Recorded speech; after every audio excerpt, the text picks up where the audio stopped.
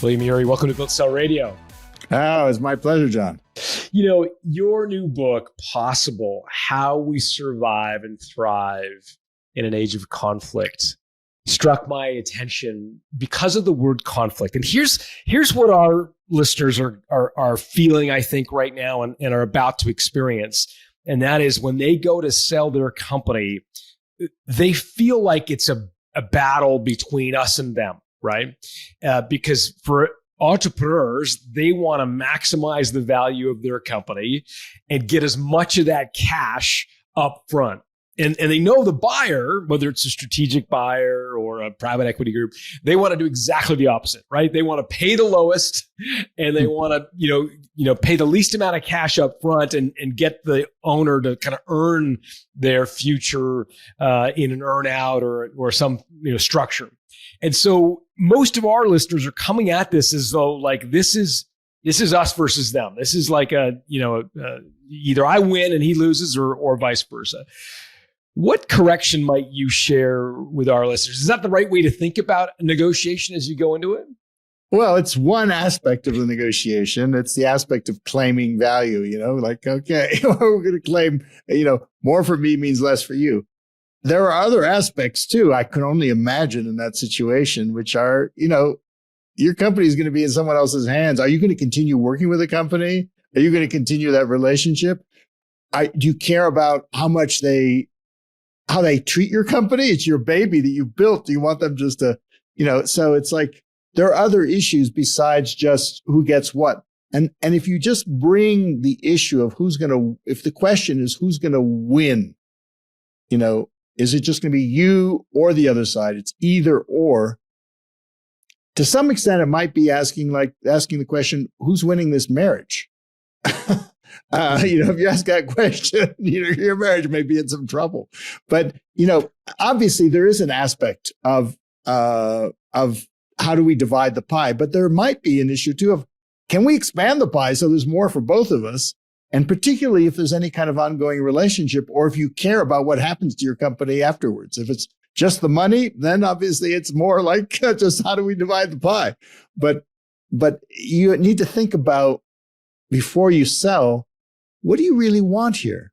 What are your interests? What are your concerns? What are your needs? What do you want to do with your life? And really, really think it through, because oftentimes we think we know what we want and it's just easy money, but what's behind the money? What do you want the money for? To really kind of think it through, the more you think through what you really want, the more likely you are to be able to get it.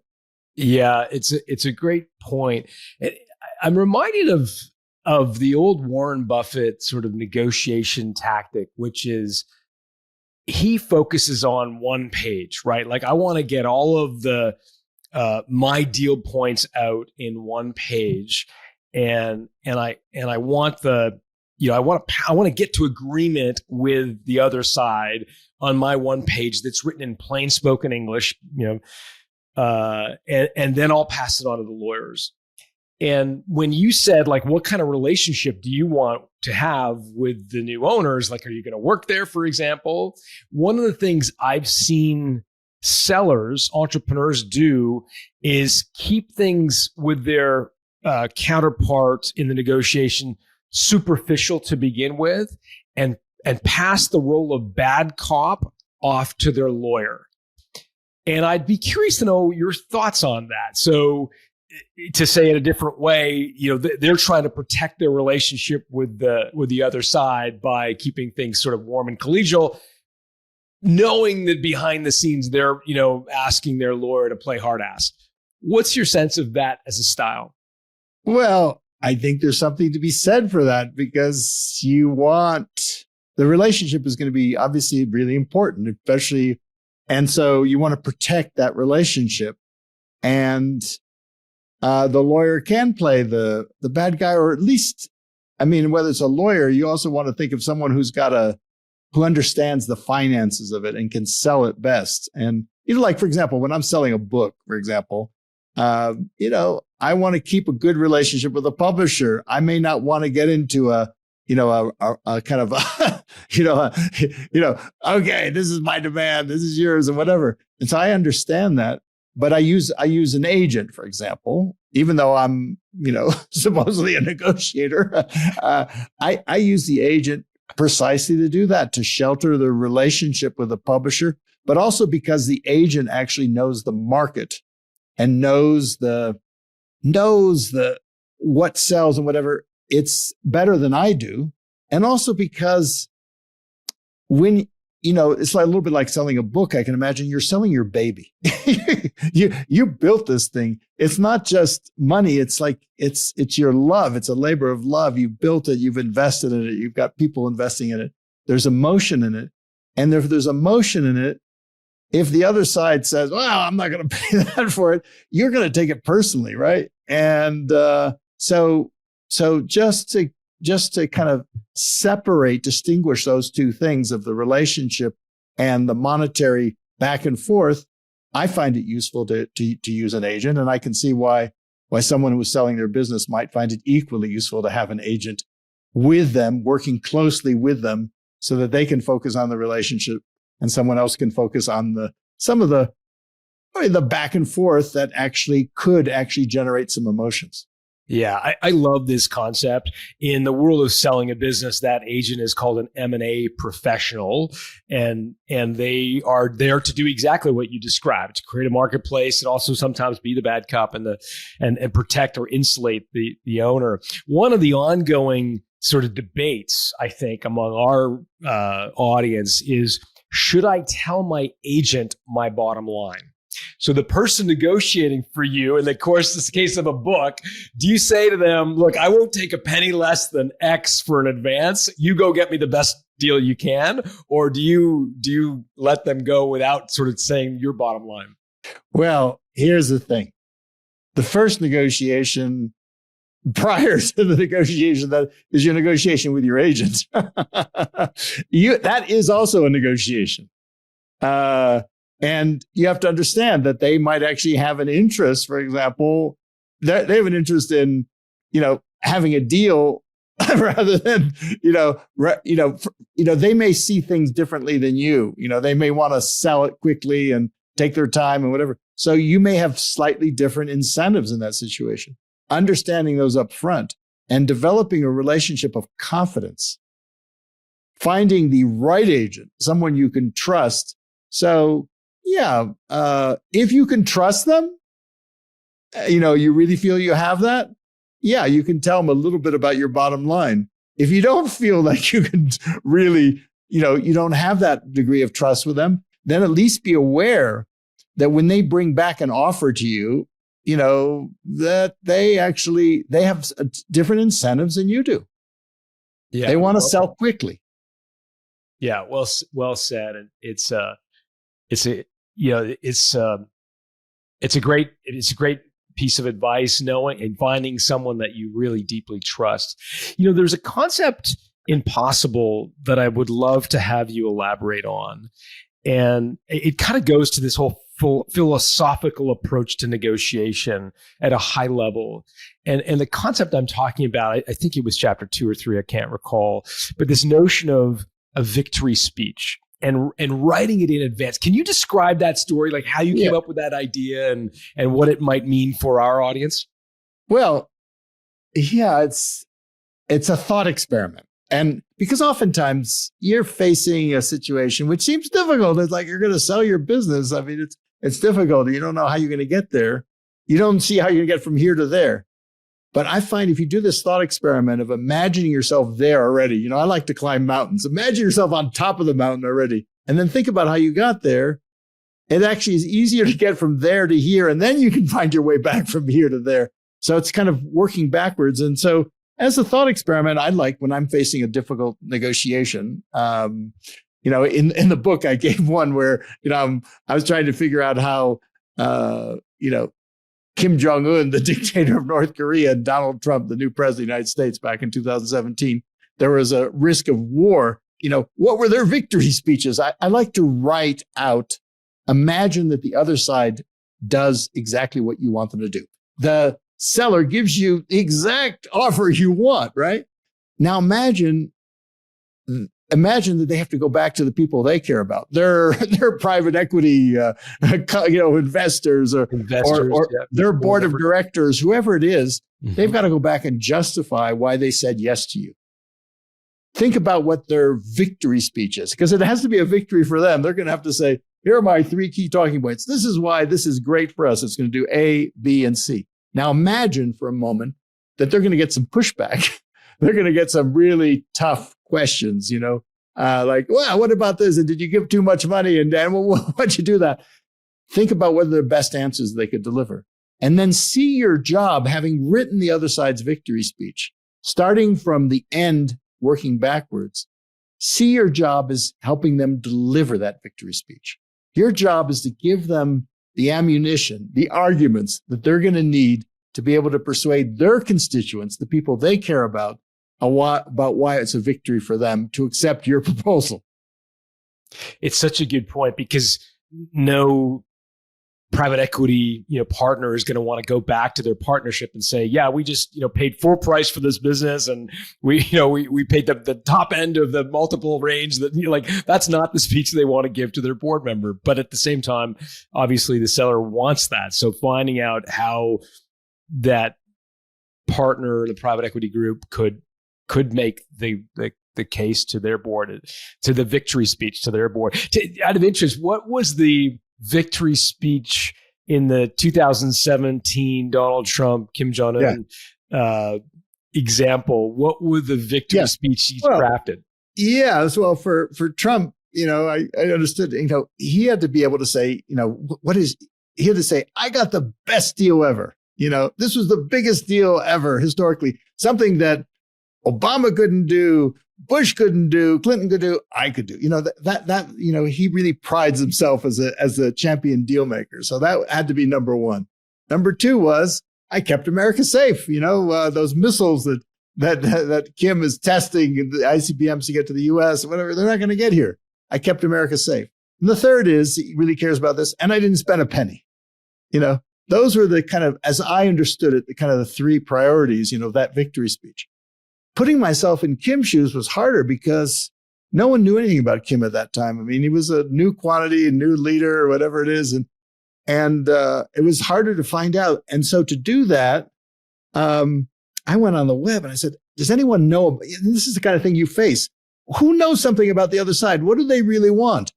And the only person I could find who knew anything about Kim was a retired American basketball player by the name of Dennis Rodman, who had actually met Kim, because Kim turned out was a, fan of the Chicago Bulls championship teams in the mid 90s. And so I made it my job, which is often the case. What you have to do is you have to track this information down. I made it my job to try and meet with Rodman. And that wasn't easy. It's a kind of the 7 degrees of separation and all that. But eventually, I met with him. I got a meeting. I went to a friend of a friend. I went out to LA to have pizza with him. He wasn't there. the whole long story. But in the end, when I did get to meet with him, and he was kind of saying, why do you need to talk to me? And it's got a bad day, man. You had to kind of go through. You have to go through this to kind of figure out. I said, but you're the only one who knows Kim. There might be a nuclear war here. We need to stop this. What can you tell me about him and his psychology and what he wants? And he said, well, I held his baby in my arms. I went out drinking with him. And one day he told me what his dream was. He said his dream was one day to walk down Fifth Avenue with Dennis Rodman, go to Madison Square Garden, and watch the New York Knicks play the Chicago Bulls. Well, bingo, I thought, how do we make that dream come true?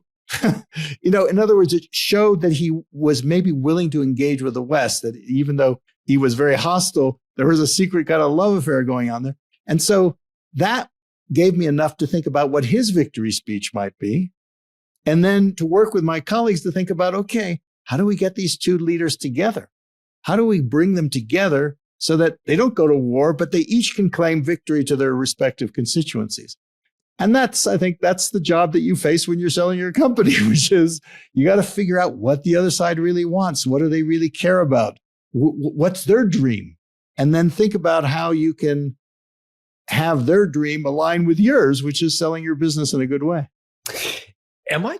When I read Possible, I interpreted that story, 2017, to be theoretical. What I'm hearing you say is, no, you were actually in the room. Is that you were actually brokering that deal? Is that well? I don't want to. Actually, one of the things about doing this work is you got to be very careful what you take any credit for. But I did engage, and I went many times to Washington. I went many times to South Korea. My colleagues went to North Korea. We were engaged in trying to facilitate and help make that possible. Got it. And how do you get that job out of it? I know you worked at Harvard and you're obviously a very famous author, but like, how do you get hired to do that? Like, does somebody call you up and say, hey, we need help? Well, sometimes that happens. In this case, no, it was, we're entrepreneurs, we're social entrepreneurs. We're entrepreneurs of like, I was just really worried. I'd spent, I got my start working back in the days of the Cold War, trying to kind of working on a project at Harvard on how to reduce the risk of nuclear war. And so I felt a little bit like Rip Van Winkle, kind of woken up. Well, now we've got another risk of nuclear war here with North Korea and the US, because even Trump, thought there was like a 50% chance of war. And a war that would be unfathomable. The first use of nuclear weapons is Hiroshima and Nagasaki, millions dead. Even in terms of the world economy, like a huge percentage of the world's semiconductors are made in Seoul, right? Right. That would be demolished, Samsung, all those companies. So the consequences would be huge. And so I decided, okay, just like an entrepreneur, okay, how do we start? Where do we start from? And who knows Trump? Who knows Kim? How do we begin to even if you have the victory speeches, how do you build that access, that credibility, that trust that allows you behind the scenes to support and facilitate a different outcome than going to war? Such an interesting career, and I'm so fascinated. Are you up? Can I give you a couple scenarios that our audience deals with, and just get your reaction to them? I know you've got obviously a world of information and insight about negotiation, but maybe haven't sold companies. But I think you'll be familiar with the kinds of situations. First situation is the other side in the case of selling a business will often attempt to get the business owner's number on the table. So they'll quietly, or maybe over a drink or a lunch, they'll quietly say, kind of, what do you want for it? And the reason they're doing that, of course, is because they want the owner to go first to say their number, and then they'll put obviously a ceiling onto which they will never pay more. And we've got lots of examples of that. So how, if you were kind of advising a business owner at a lunch or a dinner where the other side kind of asks them for their bottom line, or what do they want for it? How would you coach them to kind of stick handle around that question? Well, I wouldn't give them the number. First of all, the golden thing in negotiation is prepare, prepare, prepare.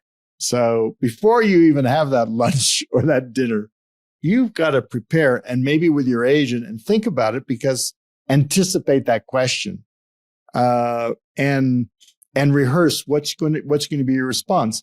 But I think, one way is to say, I want, the highest fair value for my business. I really worked hard for this. I believe that this company has huge value. They can do this and that. So in other words, you put it in terms of your interests and in terms of criteria, but I wouldn't give them a number at that point, because that's going to put you in that's going to be their ceiling.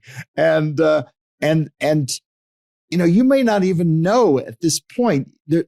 Negotiation is an exploration to find out what is the right value, right? What is the right value for this?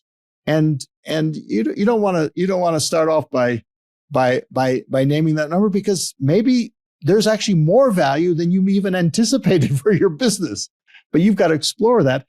It matters also. You want to go through that exploratory process before you get to the numbers. In Possible, you refer to this thing called the circle of possibilities. Right. Can you just elaborate on that idea? Yeah, it's just like, the idea is so often we see conflicts, they get enmeshed and whatever. And it seems impossible. It seems difficult. I like to, around it, there's a circle of all the potential ways in which this can unfold. Some of them are negative, incidentally, but a lot of them are positive possibilities. Is to really understand there's a field of possibility around it of all the ways this could play out with a range of possible numbers there in terms of value. And there's no reason to start off in the beginning by naming a number that just constrains that range for you. Yeah, I love this concept. And because I think we do myopically focus on what's the number and what's the multiple. And I think, as you point out, there's such a range of possible scenarios, including what's going to happen to my employees, and what about the location, and what about the brand, and how am I going to get my money? There's an old famous saying in M&A, I'm sure it probably exists in world peace as well, but it's something along the lines of, you name the price, I'll set the terms. Right. Right. You could have whatever number you want, but right. I'm going to set the terms under which the deal is going to get paid out. And I don't know if you've heard anything similar. No. That's I don't know. Let's see what would be the equivalent in world peace, but it's there's the old thing of two kids quarreling about a pie. Okay, you divide the pie, and then I decide I get first pick of which half I want. And so there is that, because price and terms are both important, right? And actually, they both determine value. You could have a high price, but if the terms are terrible, the ultimate value. So don't get just locked in the number. That is just a reminder of it's not. There are a lot of factors that go into determining what makes a good deal for you, and you want to think those through carefully beforehand and not just get fixated on the price. Yeah, well said.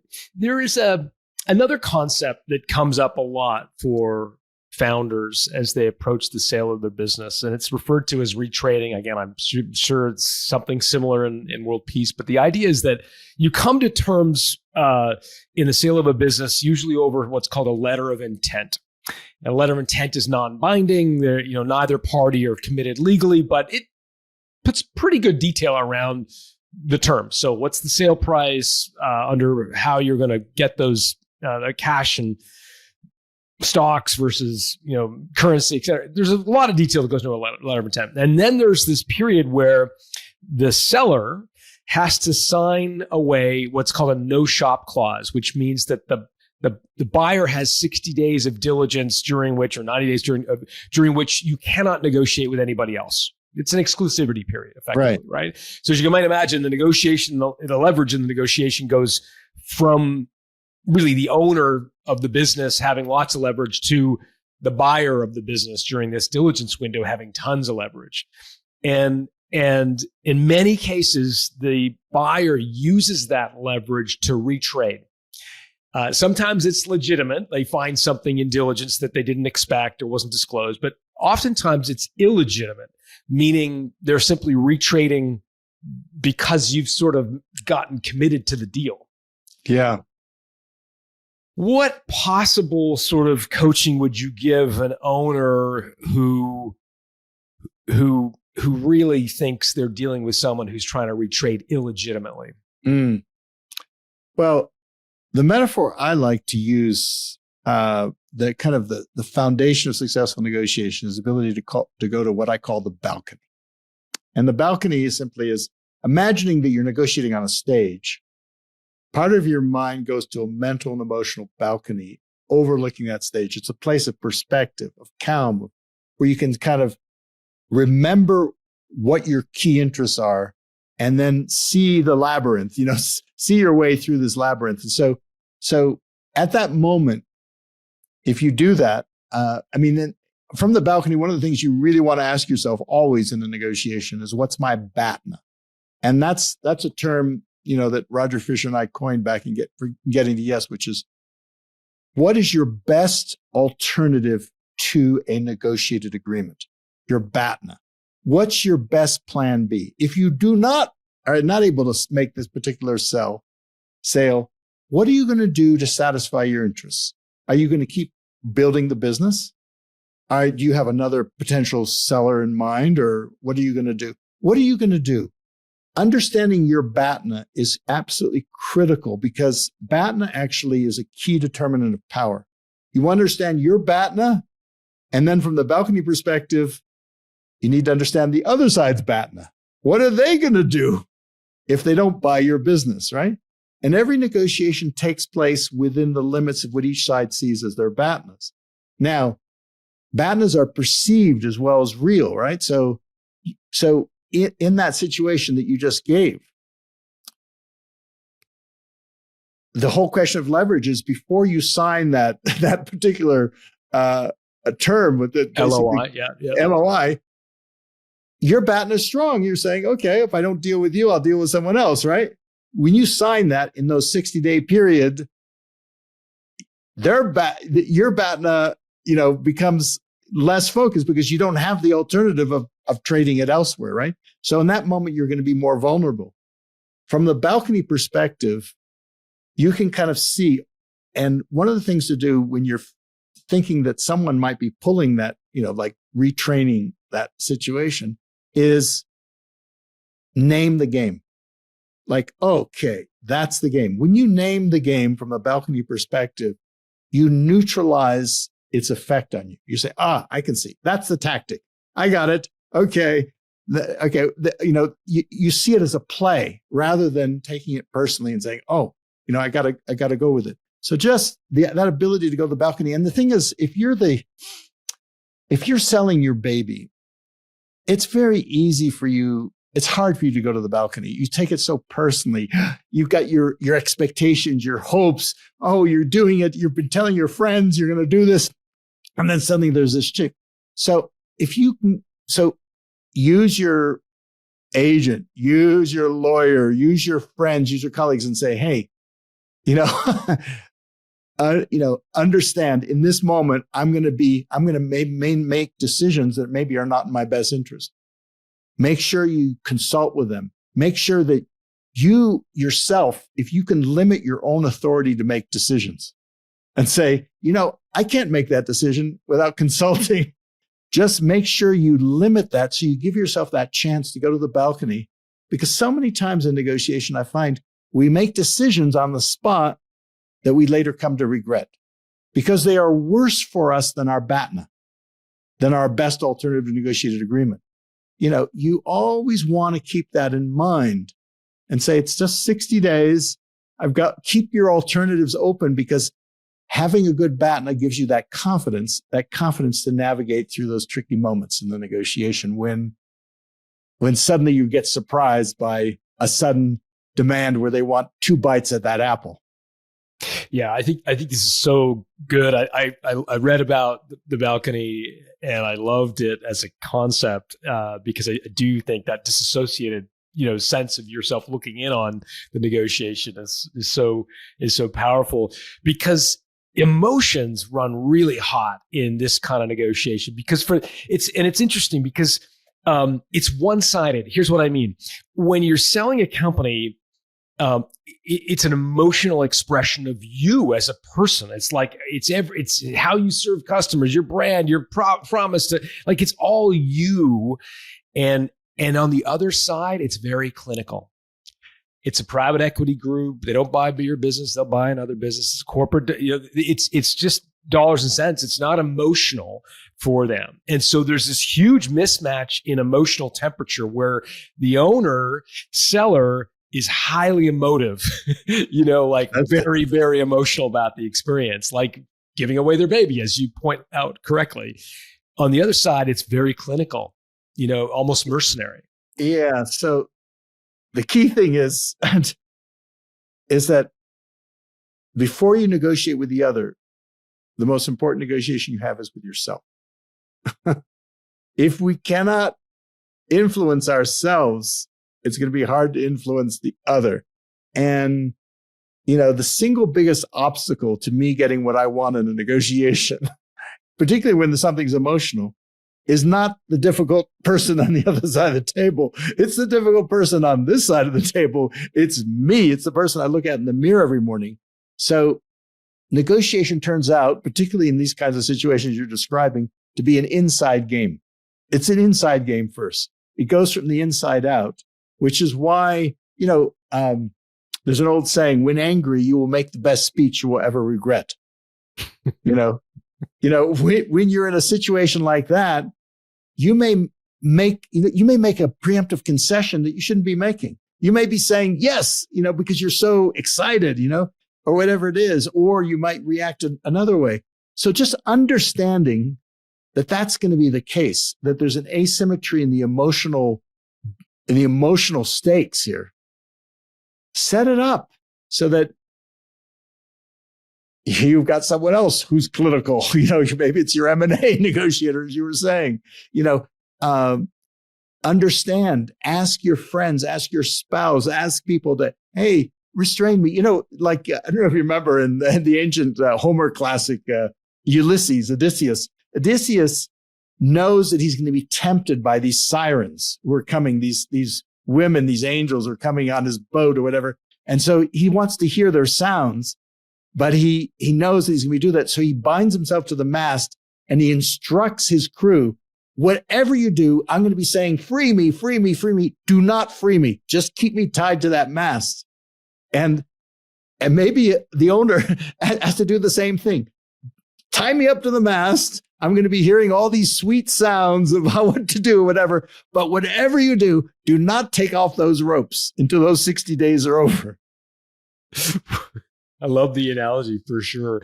Another tactic, it's sort of similar but kind of different, that the buyer will use is an intimidation tactic. So they will, talking about their BATNA as an example, they'll say, we really like your company, William. I think it's a great fit strategically for what we're doing. But remember, we're Google or we're Apple. If you don't want to sell to us, that's fine. We'll go out and compete with you. How do you like the sound of that? So accept our offer because it's the best you're going to get. And if you turn it down, we're going to go compete with you. Well, there you go. So the first thing you do is hear that, go to the balcony, because name the game. The game is it's kind of a threat, right? Yeah. And name the game. And by naming the game, saying, okay, I understand. This is how the game gets played. They're naming that. Neutralize its effect on you, because you're saying, by naming it, you say, okay, that's that. This is why it's so useful before the negotiation to rehearse, to go to the balcony, rehearse, and anticipate that they're going to play that. Of course, they're going to do that, right? So if you anticipate it, you name it. You say, okay, yeah, I know that's the game, whatever, and you mitigate its emotional impact on you, going, I'm gonna lose the business, right? So you keep your cool and you say, well, that's interesting. That's interesting. And I understand that you've got that, you've got that possibility to do it. I also have my BATNA, which is, maybe you're Google, but there's also Meta and there's another tech company and whatever. And, I also have a BATNA. You have a BATNA. We both understand it. Now let's look at what's the fair value for this business. So you kind of acknowledge it. You can even wink at them. You understand that that's the game. You can kind of, say, I understand you've got a good alternative. We also have an alternative, which kind of just levels the playing field emotionally a little bit. Now let's focus on, is there a good deal here that's good for you and good for us? And just go back to the subject. Name it. Don't react to it. Mitigate its effect on you. And then go back to the focus of the conversation, which is, what's the right number? What's the right deal here that's good for both sides? Yeah, it's a great point. I've got pages of notes. I want to end with one sort of personal reflection and maybe just have you react to it. I've watched a couple of your videos, And from the moment the recording starts, you're smiling. And we screwed up in getting this interview scheduled, and our producer got you a wrong link, and you were 15 minutes late to start because we got you the wrong link. And instead of being angry with me and kind of whatever, you were smiling at me and thinking, oh, it's no big deal. Throughout this conversation, as much as I try to give you zingers or hardcore, your instant reaction, again, for those not looking at the video, is this just like infectious smile. Where does that come from, and how much of your negotiation skills come from just being positively disposed? Do you know what I'm asking? Yeah, I do. Well, I think it helps because conflicts, they can be irritating. They can be, it's tough. It gets emotional, and the ability to meet animosity with curiosity. In other words, the ability to just kind of like, well, that's interesting. It's like, for example, when they pull that tactic of citing their BATNA. Well, that's interesting. It's like, okay, I understand that. I just find let me just say this. There's so much in conflict and in these kind of situations where I can only imagine, if I put myself in the shoes of a business owner, like you're selling your baby, all these things, so much stuff is at stake. You build up this for a long time. It's so nerve-wracking. It's so thing that the ability that we tend to tense up, and we tend to avoid conflict, right? We avoid it, whatever. And what I'm just suggesting is maybe when you've got something really hard to do, like selling a company, the most important thing you can do first is relax. Because you're not at your best when you're tense. You're not at your best when you're highly agitated. You're at your best when you're relaxed, when you bring the spirit of play, which was probably the spirit that allowed you to create the company in the first place. That spirit of creativity and imagination. And what I'm suggesting is you take those same qualities that allowed you to build your company, of curiosity. Isn't that interesting? Creativity. Let's see if we can create a better deal here. Collaboration, and to bring it to these difficult negotiations when you're selling your company. That's the art of being a possibilist. I was going to say it's that goes back to the title of the book, and the protagonist in the book, I think, is someone who's a possibilist, someone who can envision what's possible. And if there's ever an audience that you're preaching to the choir, so to speak, with our audience, it's a group of entrepreneurs who have in many cases done exactly that. Imagine what's possible instead of what's not, and build companies from scratch. And so I think we're speaking the same language, or on the same page, so to speak, because our audience are all, I think, possibilists. The book is called Possible.